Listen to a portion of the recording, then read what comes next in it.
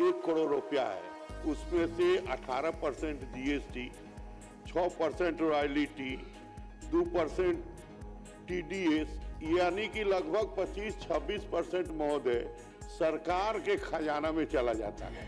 1 करोड़ से 26% राशि अब सब विचार किया जाए महोदय, मंत्री महोदय स्वयं जानते हैं। लेकिन माननीय मंत्री जी में हम समझते हैं कि छोटा सा कमी ये है कि माननीय मंत्री जी लगातार मंत्री रहे हैं, विधायक के समस्या को, कठिनाई को नहीं समझ सकते हैं। 25 योजना अनुशंसा करने में पैसे खत्म हो जाते हैं, तो हम भी विकास करेंगे। हम लोग कोई साड़ी बांटने वाले नहीं है, हम तो बिहार का सहयोगी करेंगे विकास करके।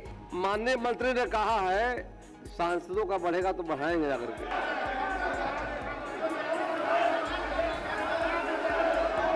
कृपया बैठ जाएं, कृपया बैठ जाएं। आपकी भावनाओं से।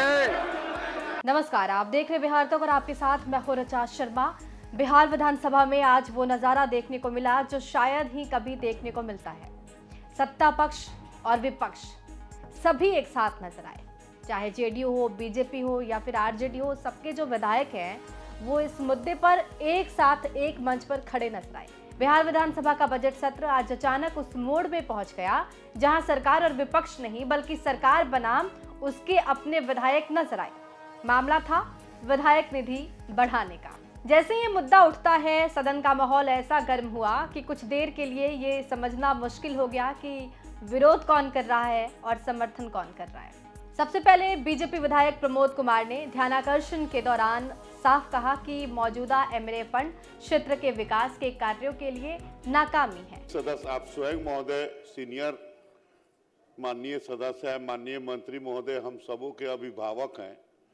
और महोदय अभी वर्तमान स्थिति क्या है कि जो 1 करोड़ रुपया है उसमें से 18% जीएसटी, 6% रॉयल्टी, 2% टीडीएस, यानी कि लगभग 25-26% महोदय सरकार के खजाना में चला जाता है।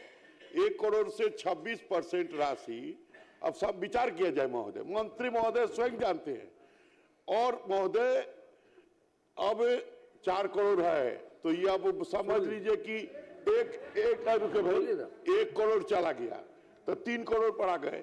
और महोदय पड़ोसी राज्य जो झारखंड है वहां 5 करोड़ है, केरल महोदय 5 करोड़ है, मध्य प्रदेश 5 करोड़ है, राजस्थान 5 करोड़ है, तेलंगाना दक्षिण भारत 5 करोड़ है, उत्तर प्रदेश महोदय पड़ोसी राज्य है 5 करोड़ है, उत्तराखंड छोटा राज्य है सर 5 करोड़ है। तो महोदय जब छोटा छोटा राज्य अपना पड़ोसी राज्य 5 करोड़ किया है तो हम लोग महोदय बिहार बड़ा राज्य है, तो बजट भी बड़ा है, आकार भी बड़ा है और छड़ सीमेंट बालू का महोदय दाम भी बड़ा है।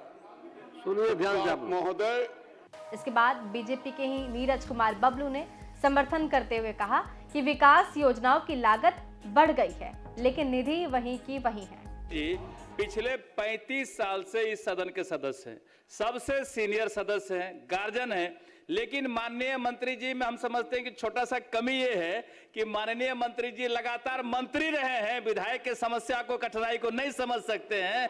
हर एक साल हम लोग का बजट जब बढ़ता है तो विधायक निधि है, माननीय मुख्यमंत्री जी का क्षेत्र विकास निधि है, इसको बढ़ाने में कठिनाई नहीं होनी चाहिए। फिर बीजेपी विधायक सुनील कुमार ने तो सरकार पर खुलकर दबाव बनाते हुए ये कहा कि 25 योजनाएं करवाते करवाते पूरी राशि खत्म हो जाती है। ऐसे में जनता की सभी अपेक्षाएं पूरी करना संभव नहीं होता। मटेरियल का जो दामों में बढ़ोतरी हुआ है 1.5 गुना से ज्यादा हो गया है।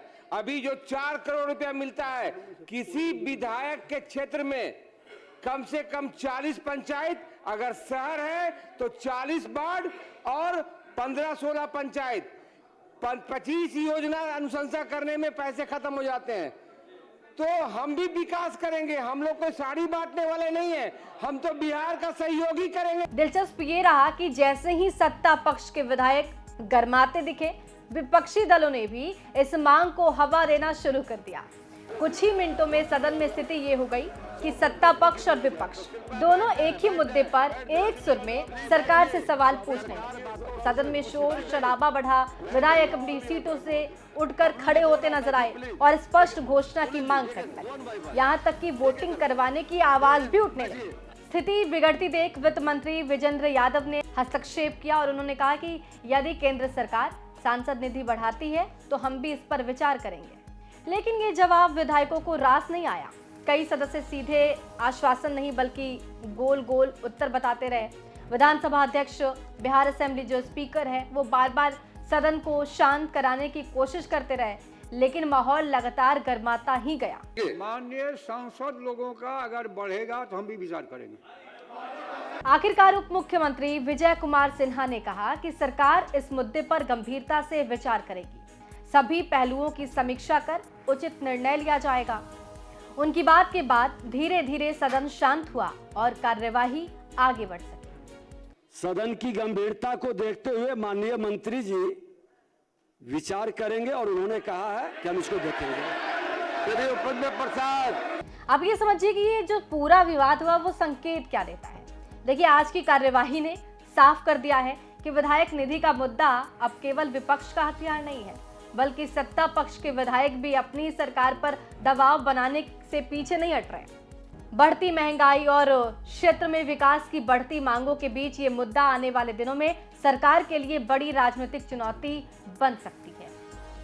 आपको इस पूरे मामले पे क्या कुछ कहना है, कमेंट बॉक्स में जरूर लिखिएगा। बने रहिए हमारे साथ, देखते रहिए बिहार तक।